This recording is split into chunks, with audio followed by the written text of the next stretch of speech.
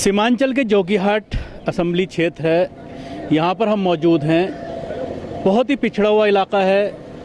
हर साल यहाँ पर बाढ़ आती है, पसमानदगी है, रोज़गार का कोई ज़रिया नहीं है। हमारे साथ इलाके के लोग मौजूद हैं। किस तरह की यहाँ पर समस्याएं हैं और जो वादे किए जाते हैं हुकूमतों के ज़रिए, जिस तरह से नीतीश कुमार अपने 15 साल के कार्यकाल को पूरी तरह से ये बता रहे हैं कि उन्होंने जो डेवलपमेंट किया है बिहार का, उसको लेकर के वो वोट मांग रहे हैं। क्या कहना चाहेंगे, किस तरह की समस्याएं इलाके में हैं? रोज़गार की बात कही जा रही है और बहुत सारे वादे हर साल जब इलेक्शन आता है हर 5 साल में, तो आपसे किए जाते होंगे। कितना खरा उतरते हैं और किस तरह की समस्या है? सबसे बड़ी समस्या यहाँ तो रोज़गार का है, जो कि 80% आदमी पलायन करके इस कोरोना टाइम में भी वो सब घर आया, फिर सब बाहर चला गया है। और वहाँ इतना आदमी बाहर पहुँच गया, जो हम लोगों से फ़ोन से बातचीत होती है, बोला काम नहीं है। एक दिन काम करते हैं, 2 दिन बैठ कर रहते हैं, किसी कदर काट रहे हैं। और हमारे यहाँ शिक्षा का जो स्तर है बहुत नीचे गिर गया है। और जिसके वजह से जो गरीब लोग हैं, एक तो यहाँ सीमांचल का इलाका है, हर बार सैलाब आती है। और फसल अभी जो लास्ट में सैलाब आई है, सारा फसल को बर्बाद कर दिया है। जो धान फूट गया था, वो होने वाला था, वो उसका वजन कम जाएगा।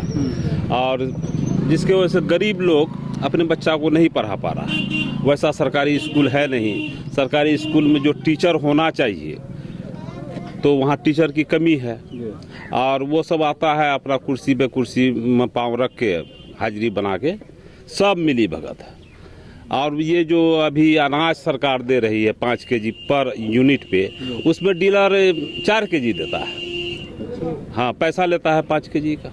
तो उसकी शिकायत करते हैं? तो सब मिली भगत है, ज़मीन से लेके वहाँ जिला तक सब बोला पैसा हमारा दूर तक जाता है। आपने कहा बाढ़ में जो है फसल बर्बाद हो जाती है, तो क्या उसका कुछ मुआवजा मिलता है राज्य सरकार? दलाली कीजिएगा तब मिलेगा। अभी जो शौचालय बना है, बगैर पैसे का कोई काम नहीं होता है। बगैर पैसे का वहाँ दीजिएगा, आप 4 एकड़ का नुकसान होगा, आपको 2 एकड़ का पैसा मिलेगा, उसमें भी आपको पैसा देना पड़ेगा। अभी जो बाहर से आदमी सब आया है, अब परिवार बढ़ गया, 2 डिसमिल ज़मीन लिया बसने के लिए, दूसरे जगह कहूँ बसेंगे।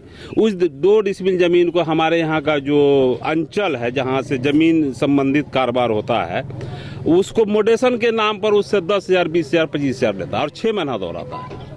ये समस्या है हमारे। सर, मेरे यहाँ सबसे बड़ी समस्या है बाढ़ की।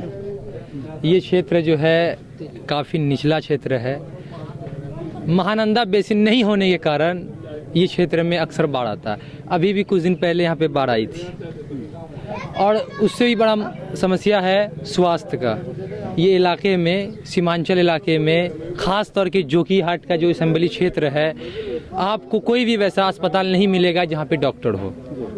आप अगर जाएंगे अस्पताल, गंभीर रूप से ये होकर गए हैं, बीमारी से गए हैं, ज़्यादा ग्रस्त है बीमारी से, आप जाएंगे तो शायद अस्पताल से लौट कर आएंगे कि नहीं आएंगे। वहाँ कोई तरह का ट्रीटमेंट होता ही नहीं है, डॉक्टर आते ही नहीं है। और रोड का भी स्थिति काफ़ी जर्जर है। यहाँ पे नहीं तो वैसा कोई यूनिवर्सिटी है, नहीं कोई स्कूल है। मैं अपने दर्शकों को बताना चाहूँगा, ये वही इलाका है जहाँ पर अभी एक पुल के टूटने के दृश्य पूरे नेशनल मीडिया पर दिखाए गए थे और उसके बाद गांव वालों को नदी पार करने के लिए कश्ती का इस्तेमाल महीनों करना पड़ा और उसके बाद वो दूसरे किनारे पहुंचते थे। जी देखिए, मैं अपनी बात यहाँ से शुरू करूँगा कि ख़ासतौर से सीमांचल के लोगों के साथ सेकुलर पार्टियों का जो रवैया रहा है वो इंतहाई काबिल मज़म्मत, अफसोसनाक रवैया रहा है। जो पार्टियाँ अपने सेकुलर होने का दावा करती हैं कि हम मुसलमानों के लिए बहुत कुछ करते हैं, चाहे वो बिहार में RJD हो, जदयू हो और दीगर पार्टियां हैं, वो सब जो है हम मुसलमानों का और दलितों का और निचले तबके के लोगों का बेवकूफ़ बनाती है ना, इस्तेहसाल करती है और हमें एक तरह से ग़ुलाम समझा हुआ उन्होंने। इसलिए हर मामले में सीमांचल के लोगों के साथ हर मामले में सौतेला रवैया इख्तियार किया जाता है। यहाँ की बदहाली को आप देख लीजिए, यहाँ की बदहाली को आप देख सकते हैं। यहाँ पे लोग किस कदर पसमानदगी में है भी, है ना, हर मामले में, चाहे वो पढ़ाई के मामले में हो, शिक्षा के मामले में हो, स्वास्थ्य के मामले में हो, सड़क के मामले में हो, नौकरी है ना, हर मामले में बिहार सरकार जो है, चाहे वो सरकार जिनकी भी रही हो, चाहे वो बीजेपी रही हो, जदयू, आरजेडी। क्या वजह है यहाँ तक विकास नहीं पहुँच पा रहा? क्या पटना से इतना दूर होने की वजह से विकास नहीं आ रहा? जिस तरह से बार बार कहा जाता है नीतीश कुमार के जरिए कि पूरे बिहार में अच्छी सड़कें बना दी गई, एजुकेशन का लेवल अच्छा हो गया, सारे दावे किए जाते हैं, सेहत को लेकर कहा जाता है कि अस्पताल अच्छे हो गए, तो यहाँ क्या दिक्कत है? यहाँ क्यों नहीं पहुँच पा? मुमकिन है वो अपने दावे में सच्चे हों, मुमकिन है वो अपने दावे में सच्चे हों, लेकिन यहाँ तक पहुँचते पहुँचते मुझे लगता है कि उनका जो दावा है वो 20% रह जाता है। 80% जो है वो सारा सामान जो आते आते वो ख़त्म हो जाता है, वो सारे दावे उनके खोखले रह जाते हैं। और जो है सबसे बड़ी समस्या जो अभी हम लोग जिन चीज़ों से जूझ रहे हैं वो ये है कि जिस एरिया में आप घूम रहे हैं, जो कि 8 असेंबली हल्का है, ये ऊदा गांव है, यहाँ पे हम लोग समझते हैं कि जो नेता हम सबको आज तक मिले, मुझे लगता है कहीं ना कहीं उन्होंने भी हमारा इस्तेहसाल किया है, उन्होंने भी हम सबको बेवकूफ़ बनाने का काम किया है। तो हम सब जो है आज तक जो है एक अच्छे कायद और अच्छे लीडर की तलाश में थे। मुझे लगता है कि अब यहाँ पे सीमांचल में ख़ास तौर से IMIM की एंट्री हुई है। मुझे लगता है कि अब यहाँ के लोग उनसे उम्मीदें लगाए हुए हैं और अच्छी खासी लोग उनसे उम्मीद करते हैं। और अगर यहाँ से अगर MIM कामयाब होती है या सीमांचल से कहीं से भी कामयाब होती है तो लोग ये उम्मीद लगाए हुए हैं कि ओवैसी साहब की सरपरस्ती में उनकी बेबाक आवाज़ वहाँ तक। यहाँ जो मेन समस्या ये ऊदा हाट है, जो कि हाट का हॉट, मतलब जो जिला अररिया जिला में हॉट सीट है जो कि हाट, और वही जो कि हाट का हॉट है ये ऊदा हाट। यहाँ से सारा राजनेता पहला प्रोग्राम करता है कि मेरा शुभ होगा, बढ़िया होगा। और यहाँ इस जगह को इतना ठगा गया है कि ब्लॉक के नाम पर 15 साल से घोषणा हो गया कैबिनेट का, लालू जी के ज़माने में है, राम मनोहर लोहिया नगर ऊदा हाट ब्लॉक अब चुनाव बाद बनेगा। आज तक नहीं बना। अगर ब्लॉक बन जाता तो बहुत हद तक बेरोजगारी का जो समस्या है वो घटता। जिस तरह से कैंडिडेट यहाँ पर चेंज किया गया है, जो पहले विधायक थे अब दूसरे को टिकट दिया गया, उनके बड़े भाई को, तो उसको किस तरह से देखते हैं? उससे किस तरह का बदलाव? वो तो पब्लिक तय करेगी। वो आप उसका 10 तारीख को पता चल जाएगा कि कौन आगे है कौन पीछे है। और स्वास्थ्य के जो जहाँ तक मैटर है, जिला में हॉस्पिटल है, जिला दूर है। यहाँ अभी आपको इमरजेंसी में कुछ हो जाए, आप जाते जाते दिक्कत हो जाए, 20 किलोमीटर है, या अगल बगल में कोई हॉस्पिटल नहीं। हम क्या बोलेंगे? हम तो बोलेंगे ऊदा हाट हमारा अच्छे जगह है, यहाँ अच्छे से अच्छे कॉलेज खुलना चाहिए, बहुत शिक्षा के बहुत जरूरी है यहाँ, मगर कुछ नहीं ऊदा हाट के लिए कोई तकते नहीं। एक हाई स्कूल है, उसमें कभी हो बच्चा, कभी मास्टर भी आते हैं, कभी नहीं आते हैं, मगर इस पर सरकार बहुत ज़्यादा शिक्षा पर ध्यान दे। अब अच्छे से अच्छे कॉलेज यहाँ खुले, कोई ट्रेनिंग कॉलेज खुले, चाहे कोई कॉलेज खुलना चाहिए ऊदा हाट के लिए। ऊदा हाट को लोग जीत के जाते हैं ऊदा हाट के नाम से, मगर ऊदा हाट को लोग फिर दोबारा भूल जाते हैं। अभी हम लोग मतलब यहाँ पे तकरीबन तस्लीमुद्दीन के परिवार 30-40 साल से रहते हैं, लेकिन यहाँ का समस्या बहुत ज़्यादा ही ख़राब है। स्कूल में मतलब कहीं पढ़ाई अच्छी तरह नहीं हो पाती है, टीचर वगैरह सही से नहीं आ पाते हैं। देखते हैं यहाँ पे पुल वगैरह बनते हैं तो उसमें क्या आखिर ठेकेदार का कारण होता है, पुल बहुत कमज़ोर बनते हैं, जो कि मतलब जो 30 साल 40 साल निकलना चाहिए बहुत कम टाइम में टूट जाता है वो। अभी 80 टका किलो प्याज भी है, और इधर का अजगरा का पुल टूटा हुआ है, मैक्सिमम 4 से 5 साल हो गया है, उसका अब तक कोई समस्या न है।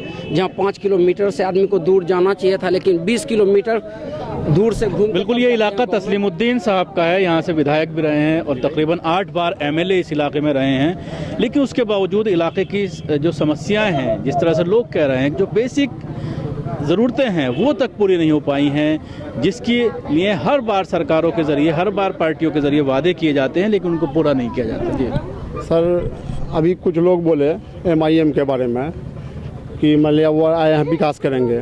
उनको ये पूछा जाए, जो आदमी 3 जगह टिकट बेचता हो, वो टिकट में पैसा लेता हो, तो वो आदमी विकास क्या करेगा? वो विधायक पहले अपना भरेगा, जेब भरेगा, वो विकास करेगा। जो टिकट बेचता हो, जो OBC जी अपने ट्विटर से हैंडल से किसी का नाम का घोषणा कर देता है, फिर वही आदमी टिकट दूसरी जगह बेच देता है, फिर वो तीसरी जगह बेच देता है, वो आदमी क्या विकास करेगा? यहाँ वो RJD का भी खिलाफ बोलता है, कांग्रेस का भी खिलाफ बोलता है, BJP का खिलाफ बोलता है, सपोर्ट किसको करेगा? वो उनका ये समझे, वो BJP का वही आदमी कहलाता है कि RJD जिसको टिकट देगी उनका वर्कर कहलाता है, हम उनके साथ हैं।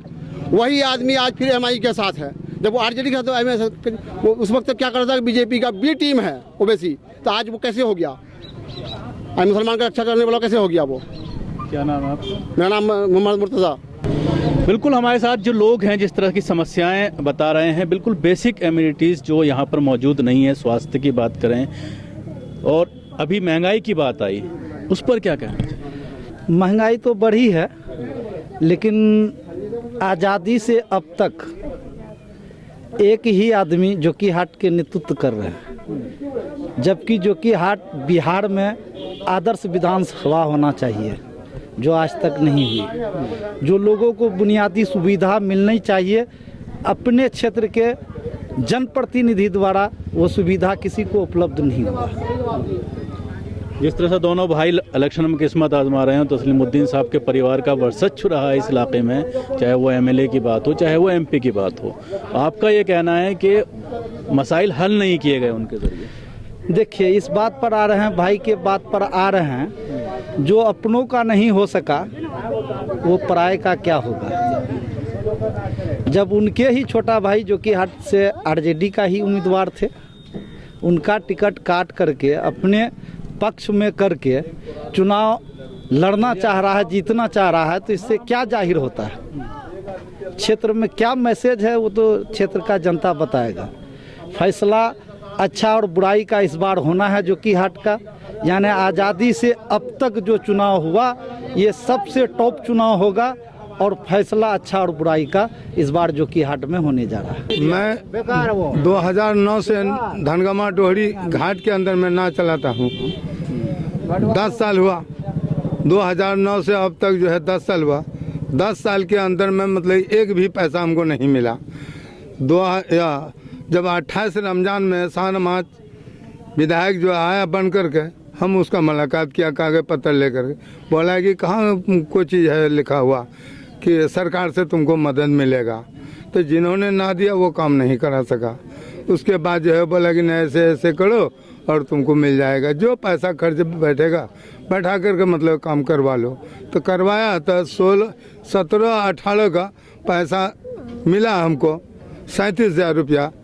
वो 8 साल जो हम जो गांड घिस से आए, मतलब कुछ भी राहत नहीं मिला हमको। ये पैसा कौन देने के लिए चाहता है? अगर वो लोग चाहता तो हम गरीब आदमी बूढ़ा हो गए, कमाने से मजबूर है, मगर वो आज तक एक भी पैसा नहीं दिया। वो भी जो पैसा मिला तो नाजिर बाबू और सीओ 10,000 टका हमसे लिया, तब वो हमारा मजदूरी दिया। हम लोग ये मजदूर क्लास के आदमी हैं और ज़िंदगी भर हम लोग कता चला के खा रहे हैं, और हम लोगों के लिए सरकार आज तक कुछ नहीं सोचा, कुछ नहीं, सिर्फ मजदूरी पर निर्भर है। बाढ़ के सैलाब में जो पानी आते थे यहाँ, धान उन जितना था सब दही हो गया। वो क्षतिपूर्ति का टका देता था, आपदा मेल में वो भी नहीं दिया। हम लोग डूब के मर रहे हैं, पानी पी कर अपना मर रहे हैं, जी रहे हैं। हम लोगों का जिंदगी कैसे कटेगा? 80 साल उम्र हो गया। हाँ? क्या काम करेंगे हम लोगों? कैसे हम लोग आगे बढ़ेंगे? कैसे सरकार के लिए जिंदगी भर हम लोग का बीत गया, अंगूठा में दाग लगाते लगाते आज तक एक चीज नहीं मिला है। यहाँ अब तक जो काम काज हो पा रहा है बिल्कुल ना के बराबर है। हर बार इलेक्शन आती है, हर लोग, हर नेता बड़े बड़े वादे करते हैं, वादे इतने कि पहाड़ से ऊंचे। जब आप इस सरजमी पे काम देखेंगे, चूंटी से भी छोटे हैं। यहाँ जितने भी सड़कें हैं, एक पुल है मेरा डोहरी वाला पुल, करीब यहाँ से 1 किलोमीटर दूरी पड़ता है, लेकिन अभी वहाँ के जनता 10 किलोमीटर दूर से चक्कर काट के आ रहे हैं। ये पुल बनने उद्घाटन के करीब था, लेकिन कुछ बाढ़ आने की वजह से ध्वस्त हो चुका है। अब 5 साल होने को जा, अभी तक उस पुल का कुछ निर्माण सोचा नहीं यहाँ का नेता।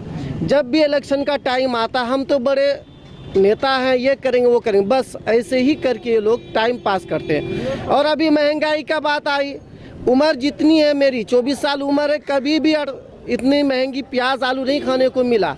जिसमें कि सरकार जो किसान सम्मान निधि योजना जो निकाला 2,000 रुपये किस्त की दे रही है, ठीक है, लेकिन हमको जो अभी आलू 60 टका 40 टका जो खिला रही, किस वजह से? ये सब उसी भाड़ में जा रहा हम लोग की पैसा।